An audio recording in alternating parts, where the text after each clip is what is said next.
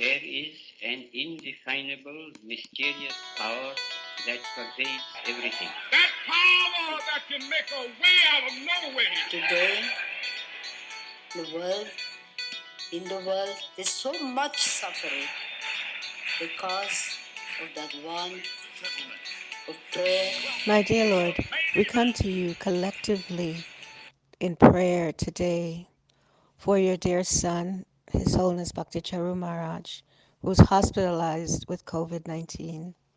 Dear Lord, we know that you know what's best for your servants, and we humbly beg that if it is your will to let him stay with us, dear Lord, then please, we are begging and asking for his quick recovery. We thank you, dear Lord. Hare Krishna, Krishna Krishna, Hare Hare, Hare Rama, Rama Rama, Hare Hare.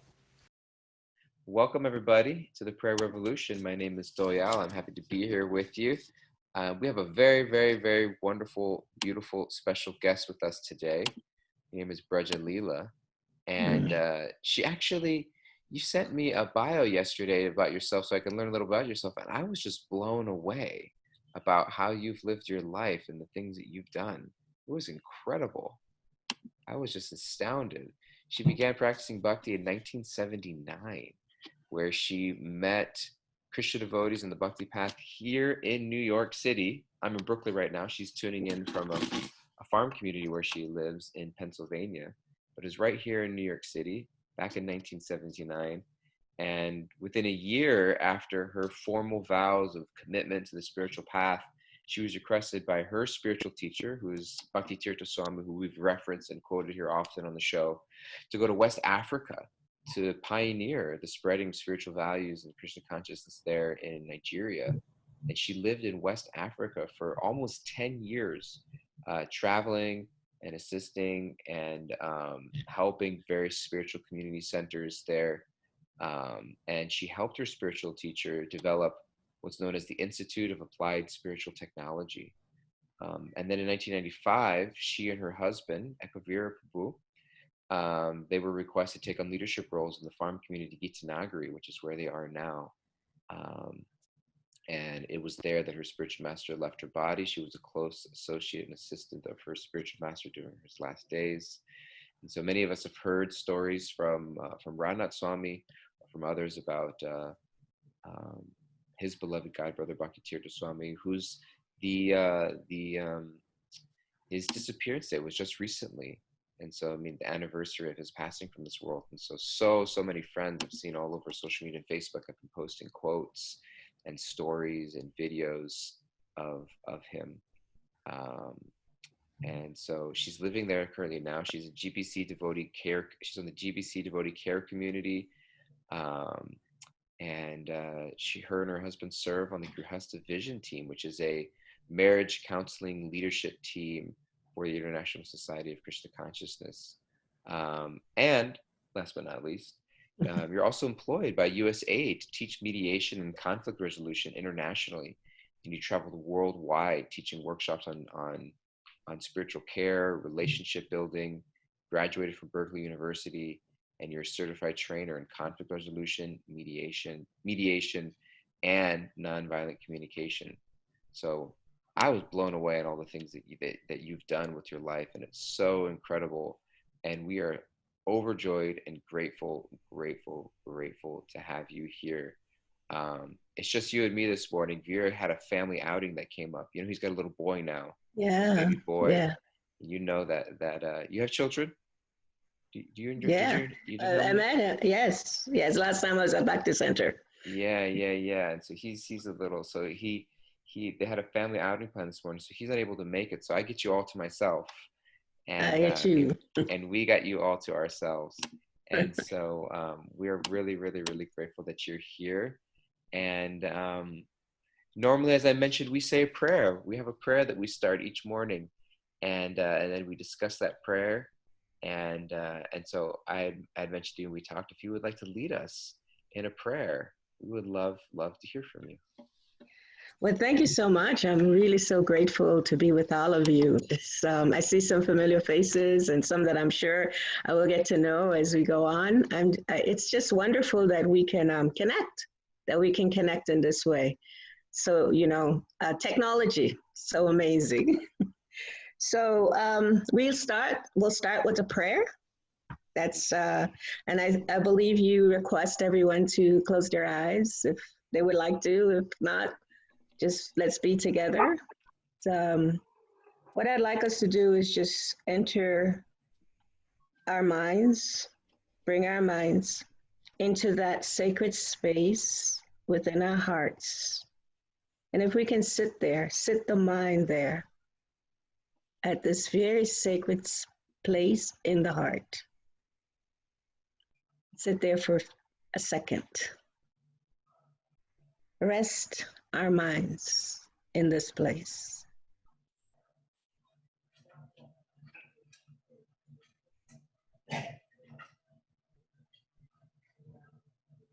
Let us just connect. So, dear Father, Mother God, we thank you so much. We're so very grateful for your continued love and guidance. We thank you, dear Lord, for your quiet whispers that changes our lives when we listen.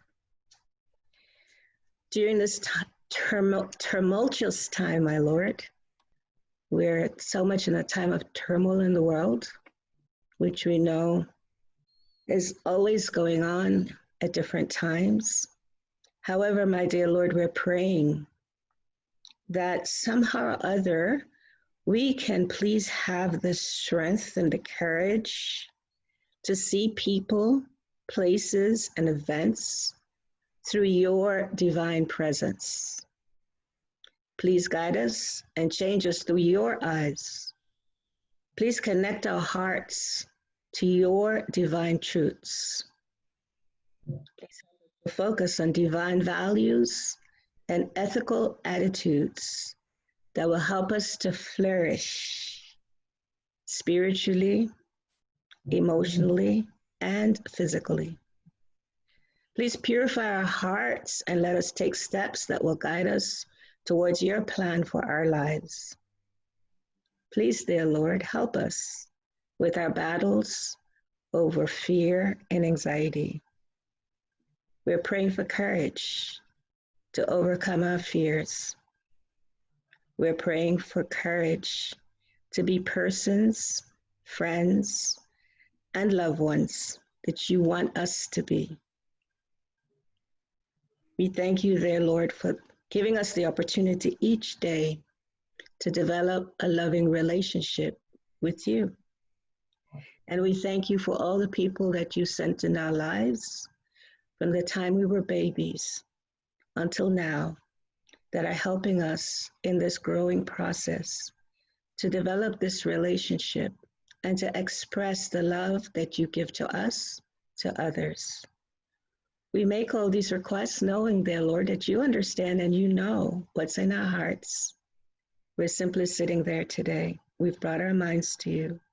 We're resting our minds at your lotus feet and hearts.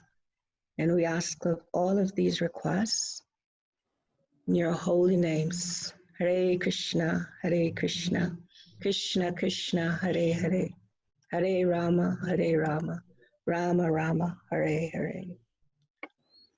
Haribol.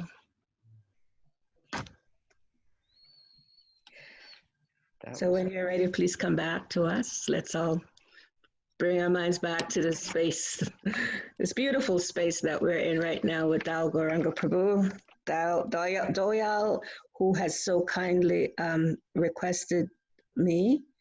I'm so really grateful to him for extending this kind invitation. Doyal Prabhu, thank you very, very much. Thank you so much. That was such a beautiful prayer. I feel like a balm on my soul. And it was very, very comforting, very, very beautiful. So many thoughts, reflections, things came up that I'd love to hear more from you on. But before we dive into all of that, I'd like to ask the first most important question is, how are you doing? How are you this morning? Um, yeah, thank you for asking. Well, let me first go to my feelings. I am feeling excited and happy, Mm. and I'm feeling thankful to everyone that, so early in the morning, I see so many, like I said, so many dear friends, that you take the time to come and be with us together. I am feeling excited about connection. Mm. And yeah, what's going on for me is how to be connected with people in all areas of life.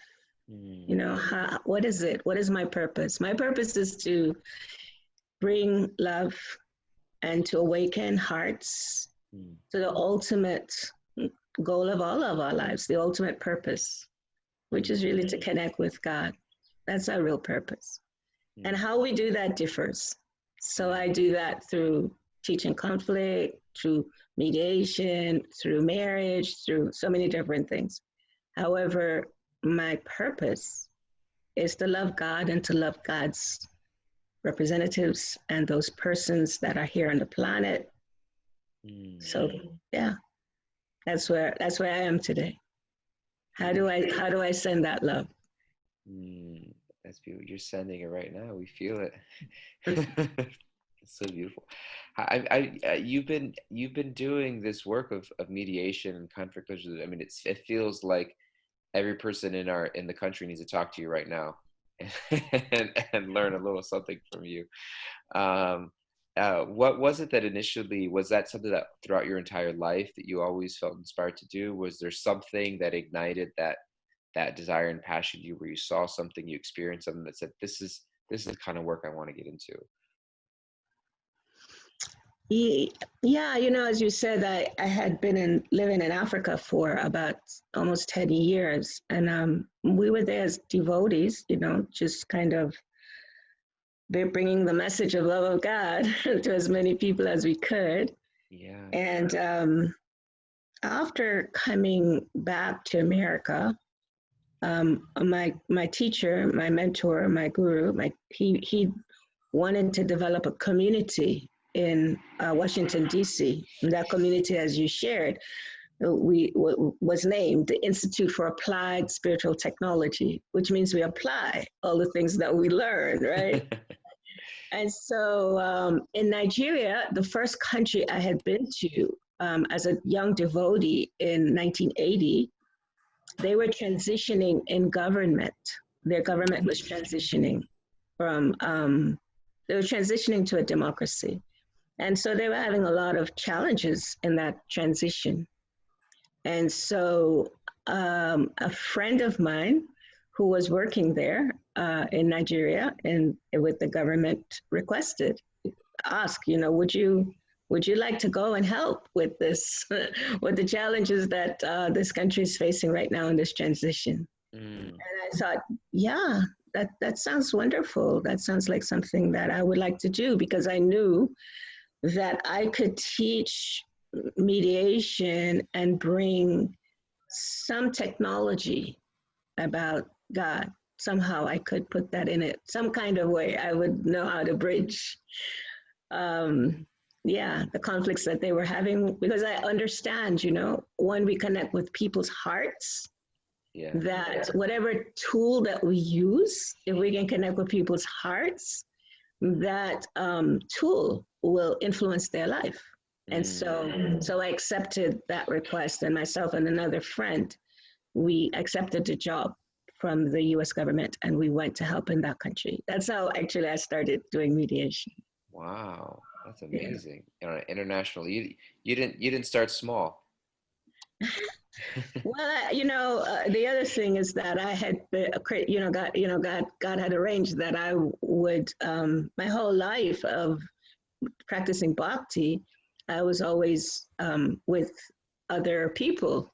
And when you live with other people, there are always conflicts, right? I think only when you can live by yourself, then there's some conflict, because you have conflict with yourself.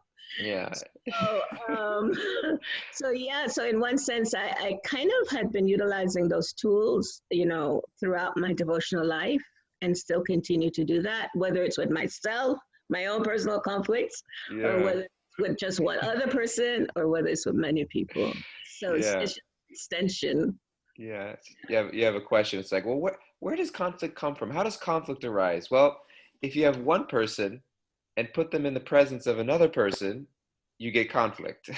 Yeah, this is a fact. Or if we have a mind that wants to do something different than our intelligence, then Yeah. we have a, Yeah. yeah, Wow. and we So, usually do. yeah, you mentioned something so beautiful about applied spiritual technology and applying spiritual values to current life. And then you also mentioned in conflict resolution, what inspired you is that if you can connect to people's heart, then the tools you use are really open stuff. So share with me a little bit more what you mean by that, like connecting to a person's heart first. And what do you mean by that? What does that look like, and how do you go about doing that? In the science of Bhakti, we learn that God actually lives in the heart, and so if when we're able to move through all the different layers that we have and go to a person's heart where God is actually residing, then we're connecting with the essence of the person. Yeah. And so for me, that's kind of yeah, my connection in terms of relationships is always how can I connect with what's going on for that person's essence? Because I know at the core of a person's essence is beauty. At the core of a person's essence is divine truths. At the core of a person's essence is the desire to connect, because that's who we are. And so yeah, it's moving through the externals that we all have, all of us, and going to that place where like going to you ever go to an ocean and you see the water is just so beautiful with clear and it's green or it's blue or whatever, and you just kind of look at it and you think, wow, there's so much beauty there, and then you get in it and the water is just warm and wonderful. So that's what it's like to connect with someone's heart, Mm, to go to that deep place. mm, yeah. It's not so easy sometimes because we have a lot of defenses and we cover it with a lot of different layers of different things from whatever, from the world, from other people. Yeah. Yeah. Yeah.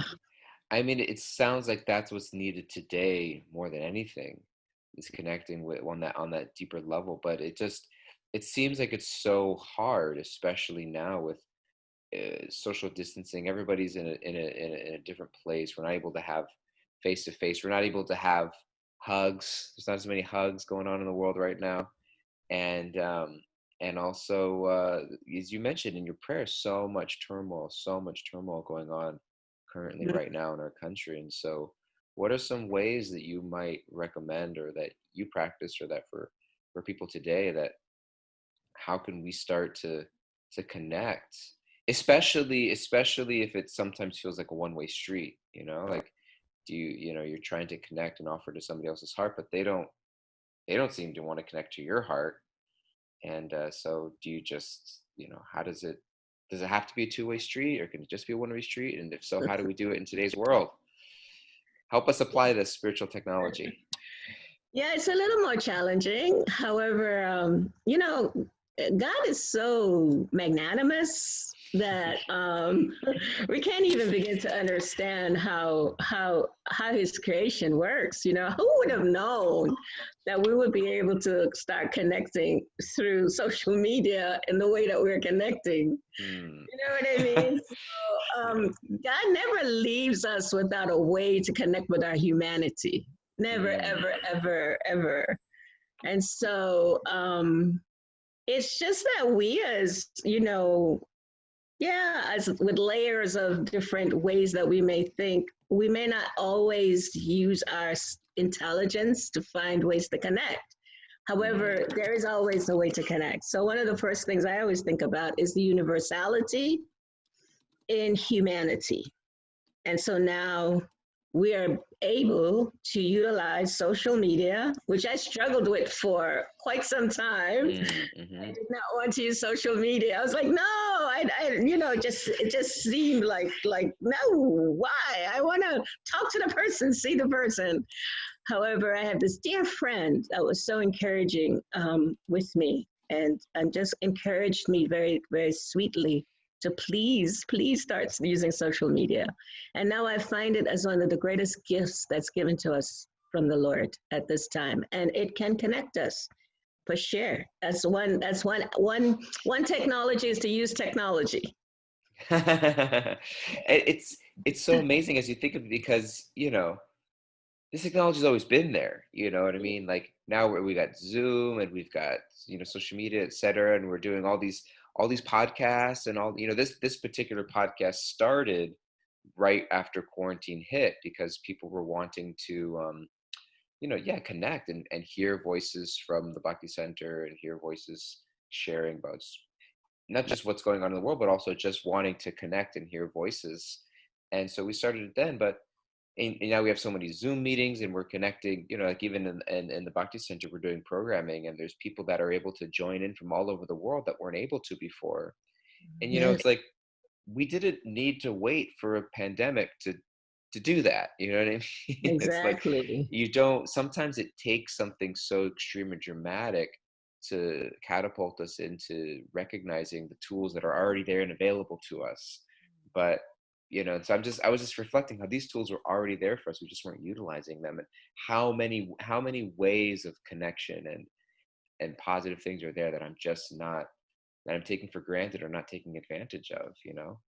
Yeah, that's so true. Because that's actually what happened to me. That when I surrendered to technology, I'd come back from India, and I had a bit of an accident there, and I couldn't walk. I actually was in the hospital in India for almost 2 months. Wow. In the hospital. Hospitals in India. It's another whole other journey. It's a whole other level of faith. Another level. Fortunately for me, I was in a hospital where I could, the Bhaktivedanta hospital, which you can hear spiritual things all throughout the day, spiritual messages. So I got back to America somehow, and I couldn't walk. I actually couldn't go downstairs of my house. It was just a time of deep reflection and deep prayer. What will I do to serve God? That's my purpose in life. What will I do? And then there's this whisper from this person, although she was like a loud whisper. I want you to get on social media. And at that time, like I said, I was just not connected to social media at all. This was like a couple years before all of this started. So we started doing some courses online, and so like that, we were prepared. I see one of the persons shaking their heads because they were taking some of the classes during that time, and it all came about because of a crisis. So, like you said, Doyle Prabhu, crisis can really connect us with the things that we may not never think about. It requires sometimes a crisis for us to face. Yeah. It's beautiful. We have a little chat board going on here where people are showing love and spreading so much appreciation for what you're saying. And one of our Balori, one of our listeners, mentioned that she'd love to hear a response to the question I'd asked about connecting to one's heart, even if it's one way. So does there need to be an opening? Does there need to be a reciprocation to connect to someone's heart? Or, even if someone's closed off, how does that work? If it's, if two people are having conflict and they want to connect, okay, great. But if there's a wall on one side and someone's trying to connect, is that possible? How does that happen? How do you approach the situations where someone just seems, you're trying to connect with the heart, but it seems a little closed off? Yeah, compassion is whether someone's heart is closed off or not. How do we, this is a practical tool that can take lifetimes to really enter into, to have compassion for another person irregardless of whatever space that person may be in, is the greatest way that we can show our humanity. Mm. You know, to have empathy and compassion, because if a person is closed off, that means they're in pain. And we may not understand their pain. We may not identify with their pain. However, if we have that simple tool in the back of our understanding, when we meet someone that's reluctant or resistant to connect, this person has some pain. And okay, am I willing to step into that arena to find out about their pain? Then that's an individual, you know, someone may individually need to make that decision. It's an individual decision. However, to once again, to go back to this first understanding of our humanity, we do need to understand some tools to connect with people that are shut off. Because, you know, to be honest, I travel the world and most people are shut off in one way or another. Yeah. You know, in one way or another. I mean, you know, now we're you know, we're seeing a turmoil of people kind of being shut off because of a pain that's, you know, that's coming forward, which is a really good thing. You know, it's nice that people can express their pain. And then it's also nice that we can decide, do we want to enter into that pain? Because it can be a little bit challenging for sure. And we need to have tools to do that. I wouldn't recommend that someone just think, oh, this person doesn't want to open their hearts and I'm just going to go in anyway and open their hearts. No, I don't, it doesn't work. It's not so simple like that. Yeah. It can be. I mean, there are definitely saintly personalities on our planet that can do that. Yeah. But for the most part, we need to really have some strategies, spiritual strategies, emotional strategies, how to connect with people. Yeah, it's very beautiful what you shared. It's almost kind of like, if you're going to do that, it's kind of like, know what you're getting into and make sure you're ready for that struggle, because it's possible, but it's not easy. And you need to make sure that you're ready to, you know, are you ready to enter into that person's pain? You know? Yes. We got to really step into feeling uncomfortable. We got to step into that. Step into feeling uncomfortable because we're not sure what to expect next from the other person. And that's even in our homes, you know, with our families or whatever.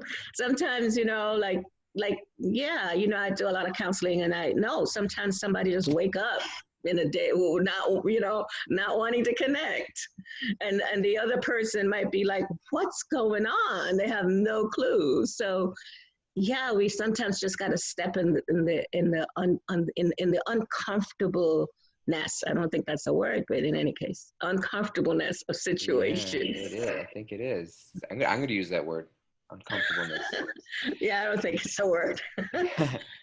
We got a lot of comments and chats blowing up on our chat board here. Belordi, who asked that question, said thank you, and she just mentioned it's really difficult to show compassion when you see their pain, but also want to respect their space if it's unwelcome. And so I think that also detachment, a little bit loving detachment, is like recognizing my place. And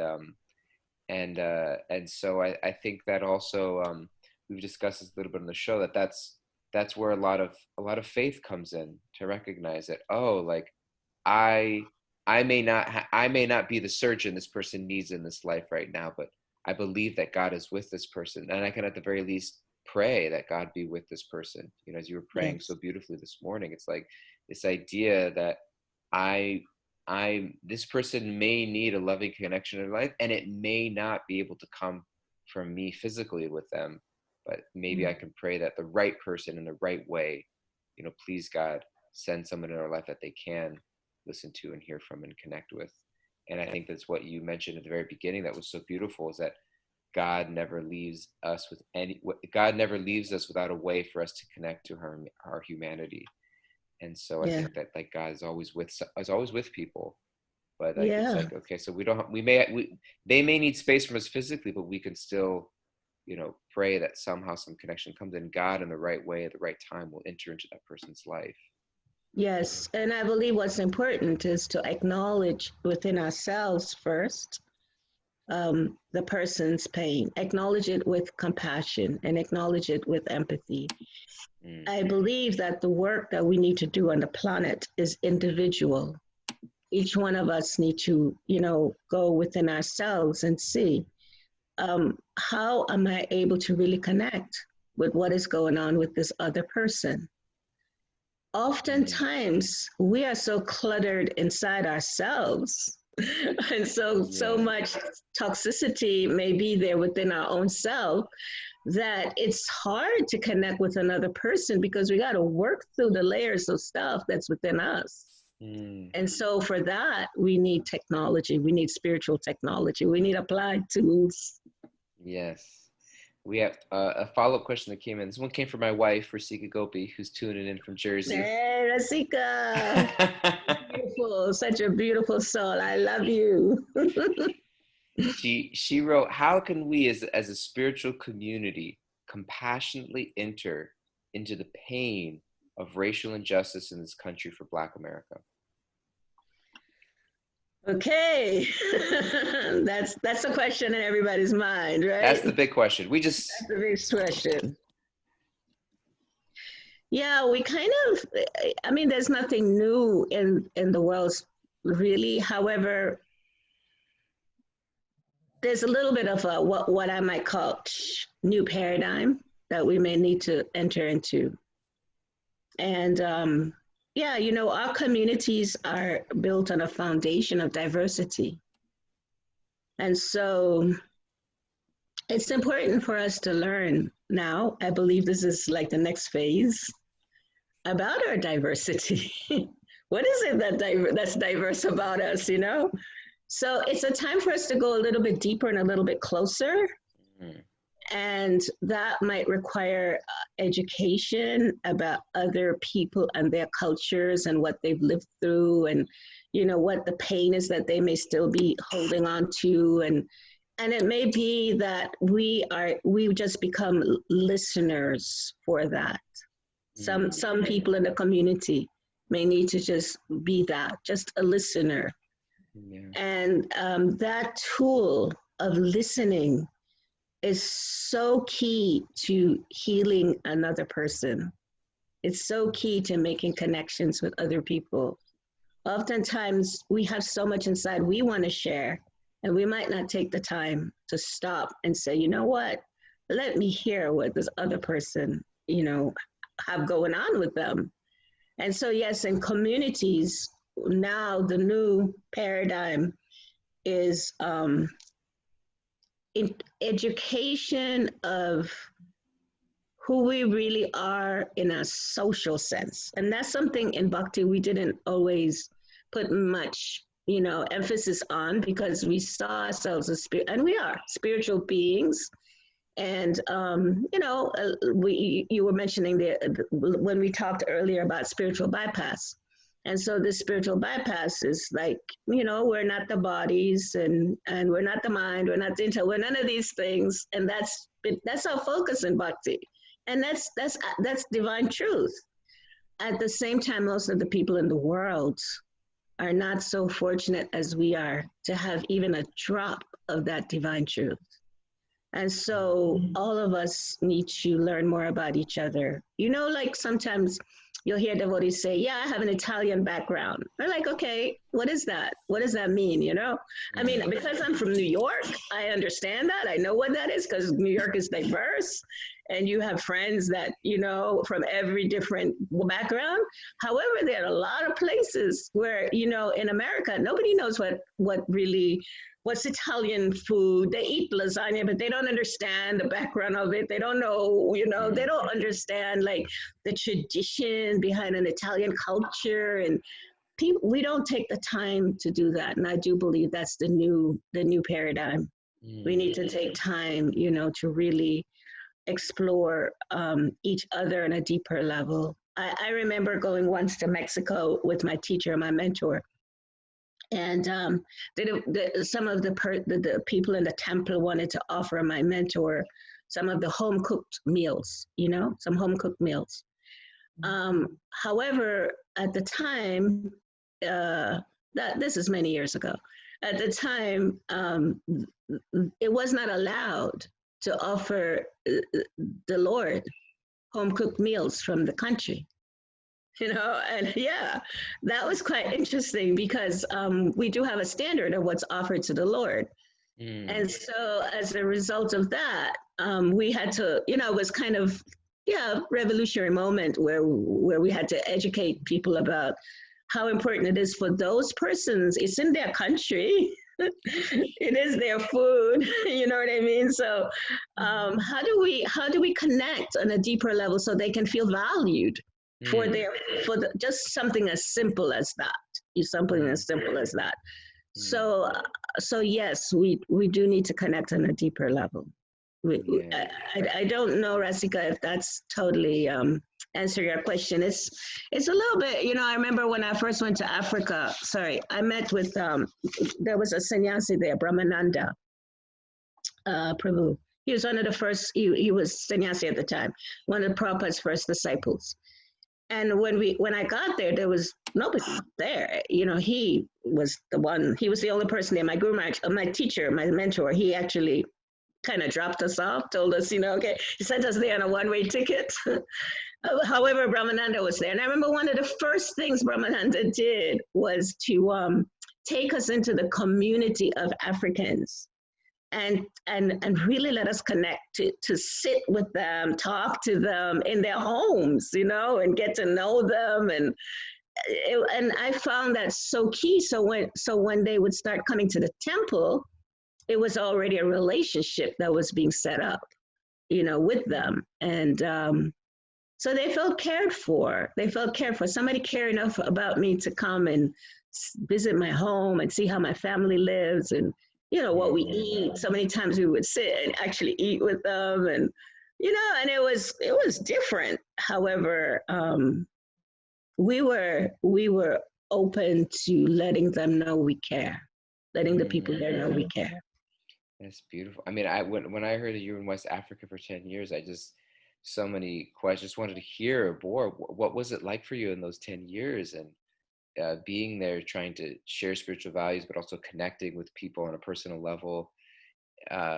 Would you like to tell me more about what that experience was like, being there and living there and connecting with people? Yeah, the same principles are there, I believe, in every place, every country. I've lived in India also for quite some time. Yeah. I believe in Africa, my experience, to sum it up in a short maybe short sentence, is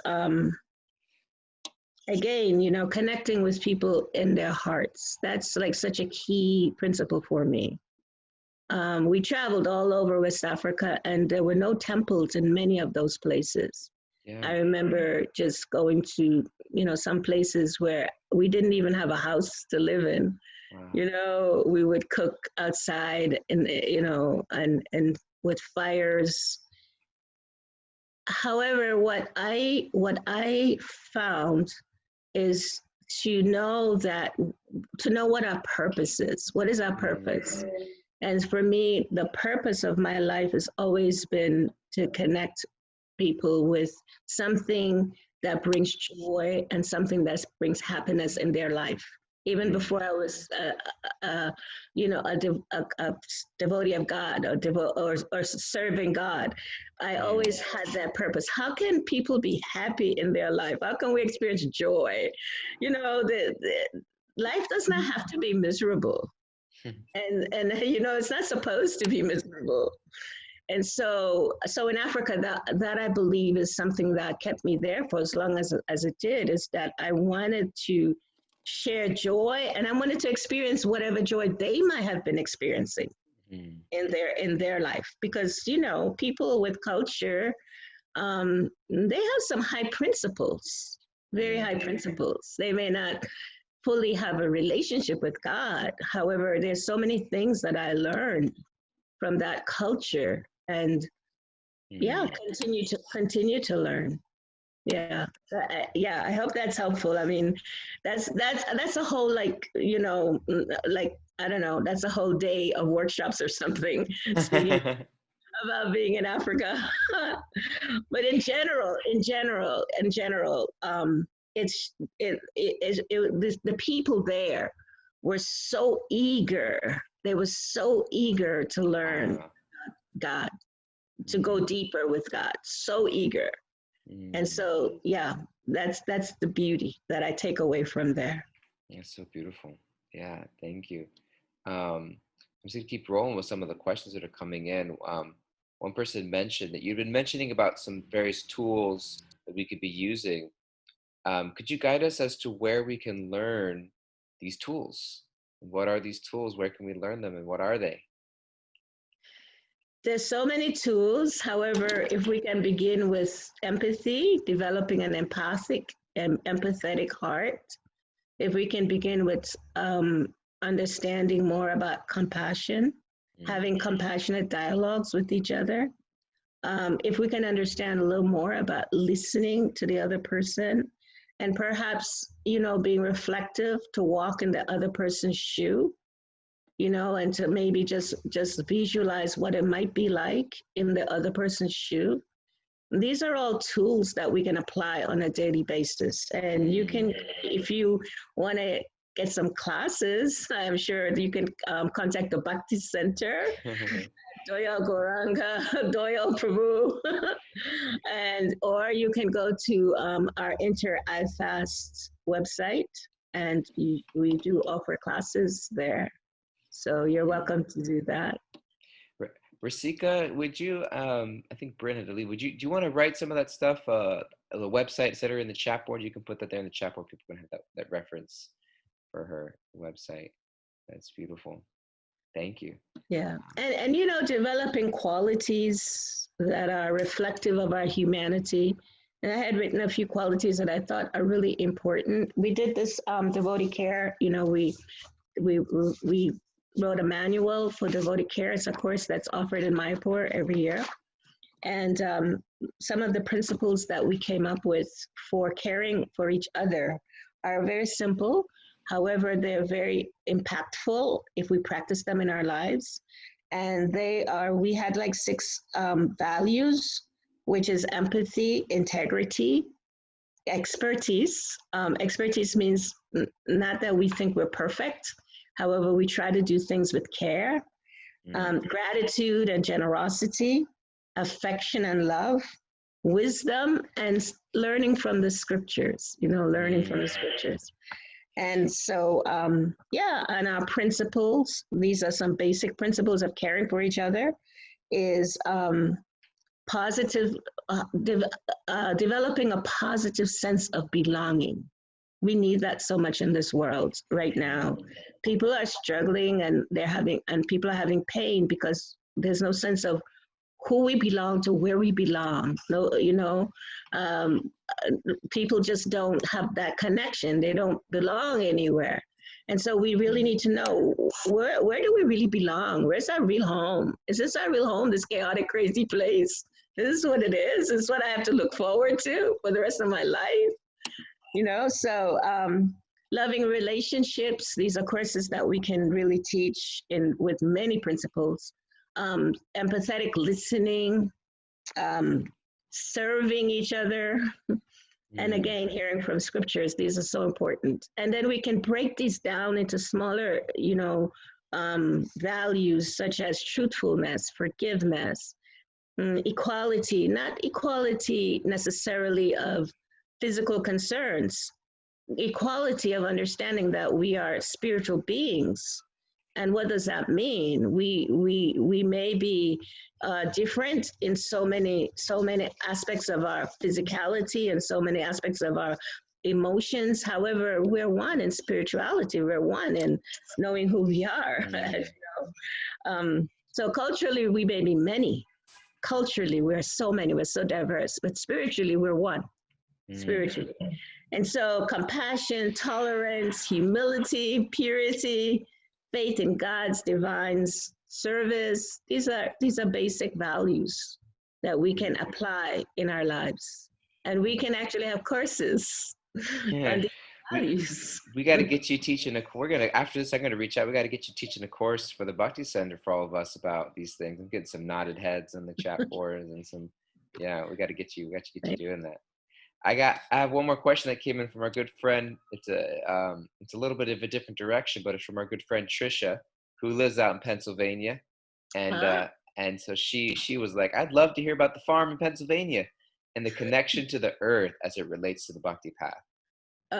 Thank you so much, Trisha. Yes, it's so beautiful. It's 350 acres of land. There's many, many cows. We have beautiful cows, and we on the farm, devotees, they make produce the milk. The cows produce milk and cheese. I guess many people are vegan today, so maybe that might not apply. However, it's a himsa. Yeah, it's a himsa. That's right. Very protected cows. We have beautiful, beautiful persons that live here on the farm, just so dedicated to wanting to be better people in life. And that's what the farm's focus is, on how we can communicate with each other, be a community that reflect the values of divinity and how to live in this world. Basically, that's the farm is dedicated to that. And it's a beautiful place. Please come and visit when everything is open. I'm sure it's going to be open soon. And please come and visit. It's an experience you'll never forget. We'll have a lot of peacocks. Just wonderful retreats that goes on during the course of the year. Of course, everything had to stop because of the COVID. So, yeah, it's beautiful, and please come, please visit. And how long have you been out there? We lived out here since 1995. Wow. So we've been out here for many years. This is our base. When I hear 1995, I'm like, oh, yeah, that was like 8-10 years ago. It's like 25 years ago. Yeah, this has been our base since 1995, when our mentor came to assist here to help in keeping the farm active for people in the world. And so we all, my husband and I, we came, and we've been here since then.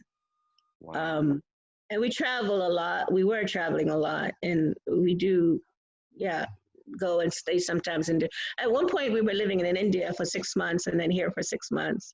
So we've done many different things. However, we always come back here because it's just so beautiful. Such a beautiful place. It's a spiritual world, actually. It's so beautiful. I've only been to Gitanagari once, and it was just before the passing of your beloved spiritual master Bhakti Tirtha Swami in 2005. And for his last 2 public addresses that he gave, happened to be there, and so it was a very, very unique and special time, and seeing a lot of your God family, and a lot of I didn't know you at the time or know anybody really. I was much younger, and I got to experience your spiritual master's presence, the beloved, amazing unity and connection of your spiritual family, and also the beauty of Gitanagari itself. And so I've been there once. My wife spent a summer there once. She did. Were you at that? You were at that time there also when she was there? Yes. Yeah. Yes. It's so funny. There's so many people who know her before. When we first got together as a couple, my spiritual teacher Radhanath Swami, I had mentioned to him that, and Radhanath Swami has so many students and so many people all over the world. And I said, it's this girl, Rasika Gopi, and I just assumed he didn't know who she was. And, you know her, she's a student of yours, et cetera, et cetera. And he said, yes, I know her. I knew her before you knew her. Yeah, Rasika. And so you knew her before I knew her also. And there's some qualities I remember about Rasika that it's just so exemplary. She was always very pinpointed with determination. I always remember that about her, that she had a clear understanding of her purpose, clear understanding. And she was ready to take risks to make that purpose come alive. I Yeah. remember that so clearly. And so, yeah, she's adorable. Not only is she physically beautiful, she's internally beautiful. Hmm. Yeah. So you've got a gem. Thank you. Thank you so much. Feel beautiful, and so grateful to have you here. In our last few minutes before we sign off, I just wanted to ask anything else on your heart. If you want to share anything without me prompting a question or directing it to our audience, to our country, to anybody who might be listening later in a recording or today now, any closing words or message that you'd like to share from your heart to ours before we close, before we part. I want to thank you again for inviting me. And I want to remind everyone that every person that's in this world is in some kind of pain, somewhere or another. And right now, we're seeing a community of people that are expressing their pain. And so, as a world community, in terms of just understanding the humanity of each and every person, it's important to acknowledge people's pain. We may not be able to do anything about it. However, just to acknowledge it and to find ways that maybe if we can't do anything about it, that we can inspire others to have empathy and compassion during this time for people with their pain. So beautiful. Thank you so much. I was just reflecting on that, and thank you so much, Vraja Lila, for sharing this message with us, for giving us your.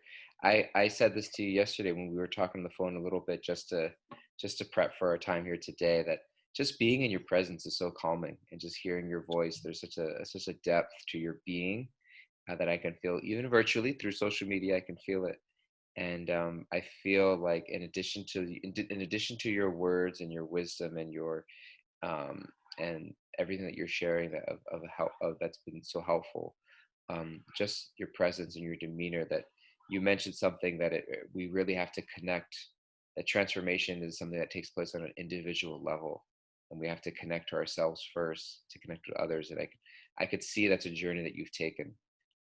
You really have a deep interconnection, and it comes out when you speak. It comes out through your eyes and through your face. It's so beautiful, and through your compassion. And I feel that very, very much. And my hope is that we can invite you more and more to speak to our community and provide opportunities. And so please get your 3-part communication course ready, because we're gonna be asking to offer it soon, or whatever it may look like.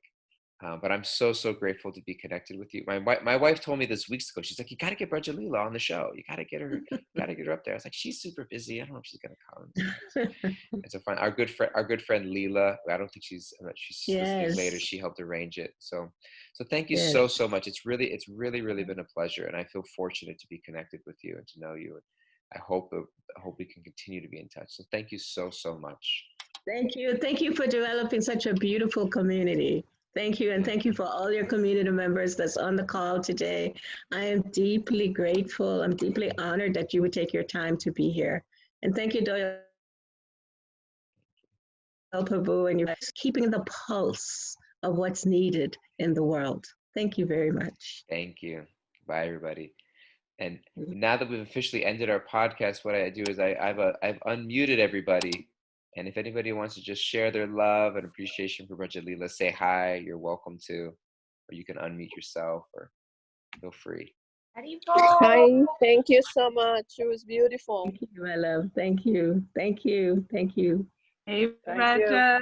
Hello, mother. Thank you. Haribo, Rachana. Haribo. Haribo. Haribo. Hare Krishna. Thank you so much. Cat. Haribo. Shamala. I see you there. Thank you so much. Where So nice to be.